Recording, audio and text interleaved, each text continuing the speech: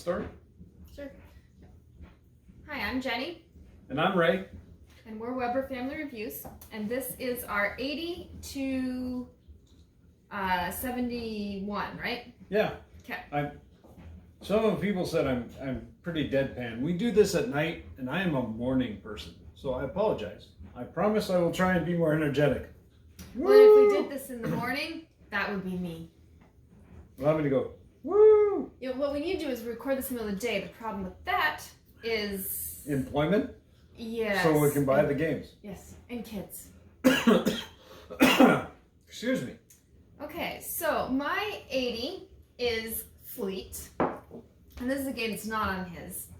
But I really enjoy Fleet. I think it's really pretty. I enjoy it. And the robots, the mechanism works pretty good for this so that it works two players fairly well. He's not as enamored with it as I am, but I still really enjoy, you know, the whole process. I like the going out and collecting little different kinds of fish, and you go to the market, all that fun stuff. I guess it just needs... The robots work, the AI works really well two-player, but I still think it's better three-player, and we just don't get that chance. Normally we're doing 3 or more. We're rarely doing 3 or more, especially during the pandemic. But I think it's a fine game. Yep. Yeah. Okay. This is a huge box. This is on here only because we kickstarted and it's cool looking, and no. It's a fun game. It is not a complicated game, but man, when you're putting it out, and I just covered my mouth so you didn't hear that, but when you're putting it out on the table, it's huge. It looks amazing. People will come by and go, what is that? Yeah, the finished product is pretty spectacular, and this is definitely higher on my list to come. It's a high production. Woo. All right. This doesn't look like much in here, but this is Guildhall, and this is both Guildhall and the Job Fair, both versions of them in here, and we've just condensed them into one. So it's really just a deck of cards, really. It's pretty much all it is, but it's all about, as you're collecting them, you're putting them down, every time you add a new one to your set, you get to perform an action, and it gets better the more you have, until eventually you have the full number, and then you get to sell that for victory points. Yep. So you're creating sets of colors of different things. It's neat. I like it a lot. And the cool thing about it is that you know, the actions are pretty unique, and there's a variety of different ones, and the two sets work really well together. You only ever you don't want to just mix them. You pick. I think there's 6 professions in each one, and you can mix and match the professions though, and it's a lot of fun. They all do different things, and you can decide based on what you want to do, which ones you're going for. And sometimes getting that last one can really require some cunning as you do it, because you can steal from each other, you can get from the discard pile. There's all different ways to collect that last color you need before someone else steals it from you. It's a good one. My number 79 is a classic, Castles of Burgundy. I have played a lot of Feld, and I like a lot of the Feld games, but this one sticks with me. It's really fun. You're getting tiles. You're actually getting resources to be able to do other things. There is some dice in it. I like dice, even though, you know, I don't know why I like dice, but I like dice. You'll notice throughout his game, he likes dice a lot more than... It's a very one-sided relationship because dice don't like him back. Well, you know what? That's not entirely true with this giant stack of games. We'll get to the rest, but with a couple of exceptions. But Castles of Burgundy, and William would be thrilled. This one's moved back up. We played it relatively recently, and I remember how much fun it is. So, Castles of Burgundy. When we did at one point was it the card game or the dice game? We got all 3. Yeah, and I think this with card game, it spread out as much space, so we kept this that one. Was not. And the dice we sent overseas to the troops. Yeah, we didn't It was end up okay. keeping all 3 of them. The dice wasn't bad, but it was hard to see And to me, if you're going to make an adaptation like card or dice to a board game, it should be easier to set up, it should be a smaller footprint, and more streamlined. The card game was none of those things. Incidentally, it's dry up here. Yes. Okay, my 78 is a little tiny card game. This is Continental Express. This is what Ticket the Card Game should be. Ticket the Card Game, by the way. Ticket the Card Game? Ticket to Ride the Card Game. There we go. Ticket to Ride the Card Game should be. Ticket to Ride the Card Game, I'll get all the words out, is an awful game. Don't play it. Just leave it by the roadside. It's memory. It is awful if you play it by the roadside. Just no. But this is what it should be. It's just I would say the little tiny cards can be kind of obnoxious, but it works really good. It looks nice, and you're just collecting cards. You're getting the little bits of these sets that are going to be part of it, but really you're just collecting sets, and then those sets you can buy different, you get different train cards, and you're making real trains, and you're trying to match certain things. Really easy and quick, and it gives you that sense of I'm building something, but you don't have a big mass of anything on the board. You have a little grid of cards in front of you, but because the cards are so little, the grid isn't very big. No. And then there's even like station fires, and like stuff goes away, and there's train accidents, and all the trains go away as you're trying to build for them. So it's a quick little card game, and if you like Ticket to Ride and you're looking for a kind of a shorter, light card game like it, this is a good choice. Yeah, that's it originally comes in a tin too. We've just moved it to make it easier to use. Continental Express is a really good card game. So, all right, another one, Airlines Europe. Stock game. That's what it is. You want to build up routes so your stock's worth more, so you get paid more, so you win. That's it. But I found that it works incredibly well. It's really streamlined. I don't use that a lot. It's streamlined. It's pretty smooth. The rules are not as... I guess the rules are written really well, so it makes it easier to get people to do it. And it's got a theme that speaks to me. I mean, it's building airlines and getting paid for it. I like it. I like Pan Am better. We'll find out if I do too, if it's higher on the list. Yeah. I think it's a good one. It's not one of my, I don't mind playing it, I enjoy it, but it didn't make my list because, just not. The theme doesn't mean as much to me, and I'm not much into stock market games. Because you don't like good games? No, that's you. Okay, because this one you make your list, you must think it's. This is Flashpoint Fire Rescue. Yeah. This is a co-op, similar, a lot if you like Pandemic, you might like this one. This is you're saving people from a burning building. I mean, what's not to like about this theory? And the house is literally exploding around you. Like if you don't get people out, walls collapse and you can't get in. I mean, it can get kind of intense as you go through it. It plays up to 6 though, which Pandemic doesn't, and it plays 6 well. Yep. So that is to me a major plus to it. And there's stuff going on in very, outside as well as inside. Definitely, you feel the heat of the game. I think, so. I enjoy it. I like co-ops in general, and the theme I think works really well for this one. I think the only reason it didn't actually make my list is we haven't played that one in a long time. I don't think we're getting rid of it ever. That's gonna fall over. Yeah, I'm gonna try to fix it.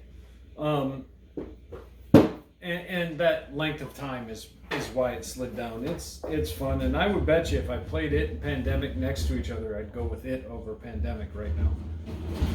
But not Pandemic the Cure. That's true, not Pandemic the Cure. Because see, again, Pandemic the Cure has dice. And it's quick.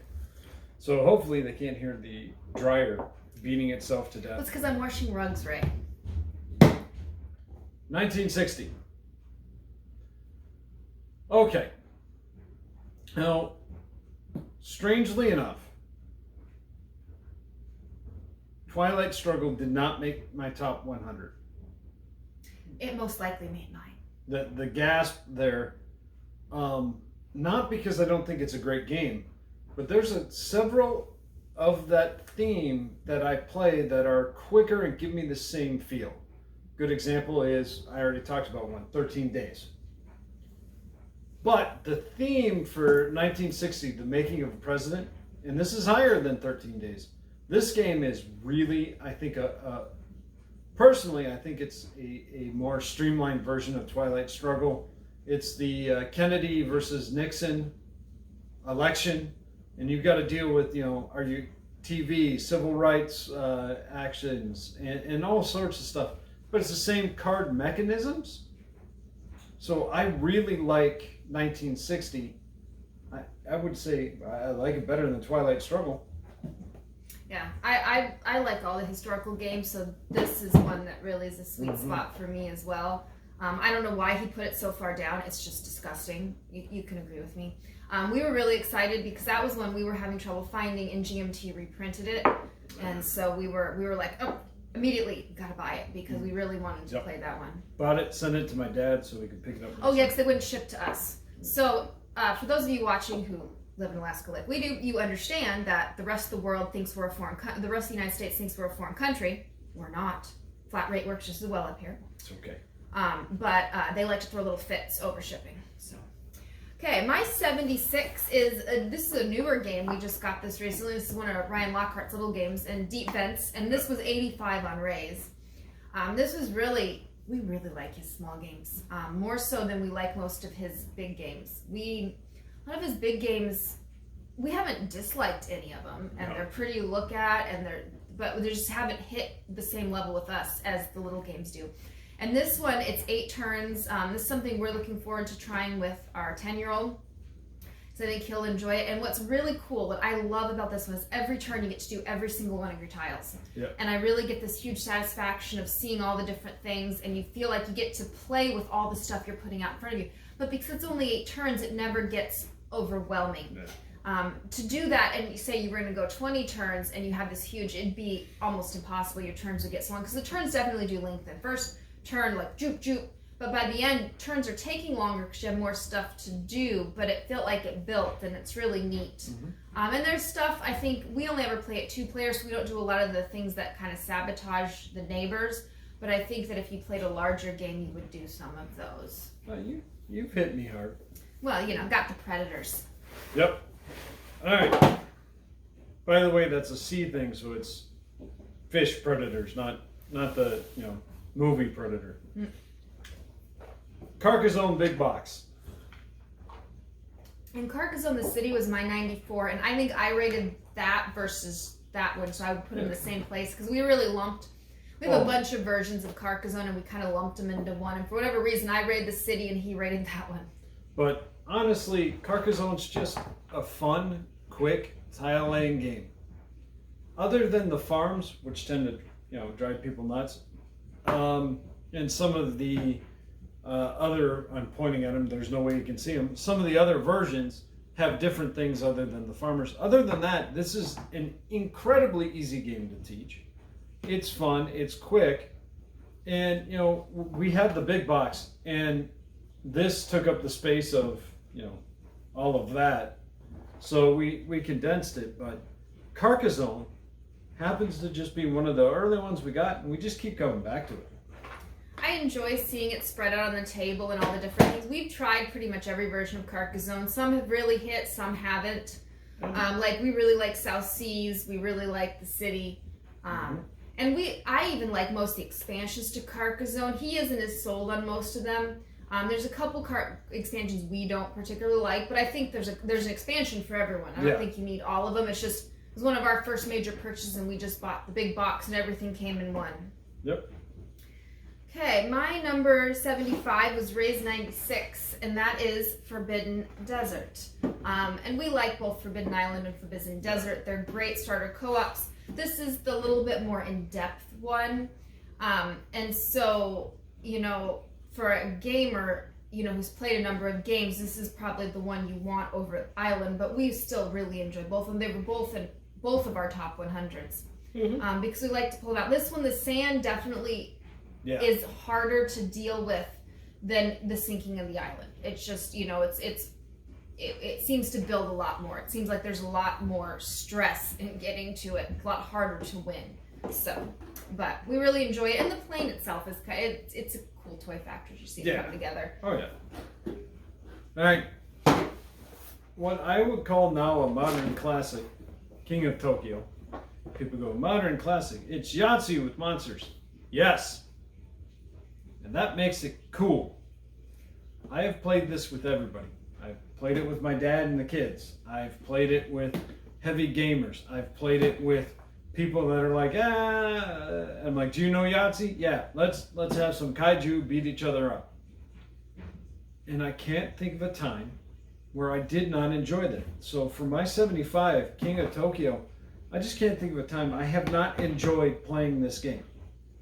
Yeah, I mean, there's really not, and you can win by, beating everyone up and knocking them out, or you can do like my mother does and just accumulate points and then win anyways because no one was paying attention to her. She's really quiet. She's needy. Yeah, because I'm just gonna sit here and I'm gonna get all my points, and all of a sudden you realize she's at 19 points, and she gets another star, and she won, and she does it. She pulls it off. And especially in a full player count, that 5 to 6. And the nice thing too is that plays 6 really well. Yeah. And it is hard to find a good light game like that that's a lot of fun and noisy that still plays well at 6. Even if you play knockout, and that people are getting knocked out, and that's how you're ending up winning. It's quick enough, and that by the time one person gets knocked out, usually everyone else is right behind them. You don't feel like anyone's waiting a long time on you to finish. So it's a fun game. I think mainly for me, it probably, if you would have looked, it probably would have been in my top 150. It's not a game I think of, but always have fun when we play it. No. Now my 74 is Heaven and Ale, and this is, really truthfully, there's no theme. We've talked about it quite a bit on the channel. Yes, Ray really likes this one. No theme. Mm-hmm. But at the same time, there's a lot of really cool mechanisms here. And a lot of really good strategy comes into here. So, I mean, it's definitely one of those you have to think about. Ooh, do I go further? Or do I, take this action and kind of, baby step my way there? We actually just played Parks the other night. And Parks, that same thing. How far ahead do I jump? Yeah. But then what am I giving up to get there? But is it worth it for that action I really want to take and I want to beat everyone to it? So, some really good decisions even without the theme, and oh yeah, it's a lot of fun. It is the definition of a themeless Euro, but it's a blast. On the other end of the spectrum, BattleLore. Now what's funny is I'm saying BattleLore, but I also, if I remember correctly, lumped in Memoir 44. And I think I rated Memoir 44 because I think that was on my list. Because it's the same system by Richard Bohr. This one's got the fantasy theme, so I left it on there. It's also got what I have as my favorite part of it is the fog of war to start and set up your units. And you get to build your forces. You got monsters and the like. But at the same time, if you want historical, you use Memoir 44. It's a light war game. Tiles are what you got. You got miniatures, but they're not, you're not worried about the miniatures. You can do Command and Colors Ancients, same system. You play a card, that's how many areas you can activate. They do their stuff. So any of those. BattleLore, I just like some of the aspects better, but there are days where I'm like, I don't want fantasy, I want to do World War II. And away we go, Memoir 44. When I looked, Memoir was my 89, and see, I'm the opposite. I would much rather play the World War II. I'd rather play the specific battles, because I'm not a war gamer. Yep. And I don't, in general, like the fantasy look, any of that stuff. I look at, and I'm sorry, I'm just like, no, not for me. And so I'm never going to want to play, I'll play it with them, but I'm never going to pick that. I would rather, I'd rather play, the Allies versus the Axis. And I don't mind that. The World War II theme's great. It's just a couple of the mechanisms. If they found a way to put that fog of war in Memoir and actually did it, I mean, we could do it. Yeah. But then you're not making your own scenario. Then you're making your own scenarios. So. Yeah. Okay, my 73 is Legendary Encounters X-Files. So now we rated the different legendary ones. He left all the different encounters in there. I'm sure a different one's gonna appear higher on his list, but this is the one I like because I like the X-Files, and I spent a lot of time watching the X-Files growing up. Yep. So this is the one that the theme speaks to me. I enjoy doing that, and we lose this almost consistently. I think we've won it once. Yep. So it's hard to win, but you really get the theme coming through. And Legendary, in general, all the Legendaries do a good job of you feel like you're playing the theme. And I think that that's a real plus of the system.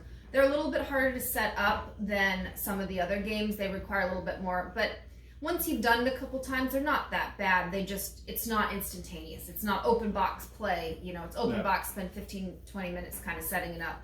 But then, you get a fair bit of play out of that 15 minutes to set up. For the encounters. The encounters didn't actually make my top 100 because I think we've gotten rid of most of the encounters. We played through them, and then that was that. X-Files we're going to keep for a long time. It's definitely your theme, and we haven't beat it yet. Yeah, we might not have. If we beat it, we'd only beat it once. And we usually play this every... One scenario out of 12. Yeah. So, anyways. All right. Played it a couple of times, and I want to keep going. This one doesn't have dice. This one has cards. Lord of the Rings, Journeys in Middle-earth is my 73. And I like it. Now, this is one of the games that are app-driven. Very similar to the Mansions of Madness app, but we don't know Mansions of Madness. But I like the theme. I like Lord of the Rings a lot. You're like, well, yeah, you BattleLore over Memoir 44. BattleLore won over Memoir 44 because of a couple of the additions to the system. This one's above it. I actually like the adventure style games. I don't get to play them often, not because you won't, but because it takes time. But I like this system. Would I call it the ultimate? Well, you'll have to see if there are other ones above that, but I think I really enjoy that system and the way it works. Yeah, definitely that's not my type of game or my theme, and so it's not a game that's going to hit for me, but yeah. I always enjoy the experience when we play, especially in a group of something. So my 72 is a fairly new game to us, and it's Wayfinders, and this really has been a really fun little blast of a game. I mean, it's really colorful on the board. You're just flying your planes around to different things, trying to build different ones. It's really quick and easy. It's in that light to medium category. It's definitely towards the lighter side. Yeah, but it's just fun, and it looks nice on the table. There's nothing fancy about it. It's not a game that's like, oh my gosh, that's just gorgeous. But at the same time, it's fun, it's relaxing, and in a time when we can't travel anywhere, it's fun to fly your planes around from island to island. So it's fun to fly planes around. He thinks so. Harry Potter, Hogwarts Battle. I love this game. It's disgusting how low he's rated it. Just disgusting. Sorry. We've gotten a ton of play out of this one. I think we're up to 28 plays. Well, and we just got the new Charms and Potions expansion to play, and it usually the expansion boxes have taken us several plays usually to beat each scenario. The other ones not as much, but Hogwarts Battle is a deck builder. It's Harry Potter. It's actually cooperative, so when I do something on my turn, I may give resources to the other players. It's fun. Again, is it the most strategic? Well, and a lot of people have given it good criticism, and it's dropped a bit for me. It's still in the top 100. A lot of people have given it criticism that, there's a random set where you look at those 3 villains that came out, and you put it away. You start over. But then you just start over. You shuffle the villain deck and start over to get it going. There are some combinations that make it near impossible to beat with what you got at the time. But it's still a fun game. The theme is there, and we always have fun with it. With people or just you and I, We've played most of this 2-player, but it's nice, and if you got someone who's just getting into gaming, and we've talked about this, that's a theme that anyone who's read Harry Potter enjoyed it. Oh, I'll try that. And honestly, at box 1, that game is very simple. But if for someone who's never played a deck builder, it's a great way to start. And it's a great teaching tool because then box 2 adds a little bit more, box 3 a little bit more, box 4 all of a sudden a lot more. It's just like the books. Like book 4 all of a sudden got huge. The same with the boxes. All of a sudden, oh, we've got a pretty robust game. They tell you in the rules if you're a gamer to start with boxes 1 through 3. And that's a pretty good, I think we did. But I went back and played just box 1 with new people, and it's still been fun. And I love that you get stuff in other people's turn, and you can do stuff for other people on their turn, because that really gives it. So many games are cooperative, but you can't do anything to help them when they're fighting. And this one, you feel like you can. You feel like you have some control, even when it's their turn, meaning that I can do it. Now, I might be sacrificing something for my turn, but yet I feel like, okay, but we got through whatever obstacle that was. So it is good. And we've been playing Toy Story, which in some ways is better, but we're kind of right now over that game. We'll finish it, but it's annoyed us at the moment, so we'll see how that goes. And again, it comes down to which theme you like. My 71 is Trekking the World. This is also Trekking the National Parks. We lumped them together. We didn't rate them separately. This is the more complex version of them, but they're both really good, fun games. They're simple. You just get to move around the board and do stuff. This one, there's definitely more as you're moving it around. You feel like, okay, I've got a little bit more strategic decisions, where in national parks, you're really just moving from park to park. Okay, I'm trying to do these, but the only strategic decision is, am I going to go to the, there's the big parks and get the special power? What cards you get rid of and stuff. Yeah. But, I mean, they're fun, they're light, they're pretty, and you really feel like, and if you're the type who loves to travel and not getting to travel right now, these are your answers. Yep. One that I think is hilarious, because my wife can't remember playing it. No. And we played it twice, is Hokkaido together. And I've played it a couple of times.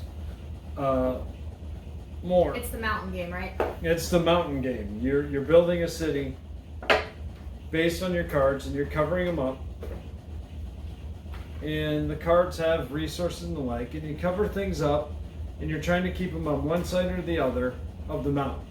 And you're going to score based on resources you have, and the way things touch, and which sides on which, on the mountain range, which stuff is on which side. I thought it was great. And I really enjoyed the fact that it's a card play, but you're building a city, but it's not overly huge. You don't end up with a huge table hog. No, because the cards overlap, and that is kind of neat, and you can choose how you overlap, but it does really help the table space issue. We've had some games with these tiny little boxes, and you go to play them, and they take up like 2 tables worth of stuff. It's like, how did you fit all those, how did you get that much stuff in them? And this one, I will give him, is not a table hog. And when that happens, normally the issue is getting the stuff back into the box. This is just a deck of cards. So, that was 80 through 71. Hopefully this didn't go too long, and hopefully I was more animated. At a certain point, I'll stop being animated. We'll work on it. All right. Good night.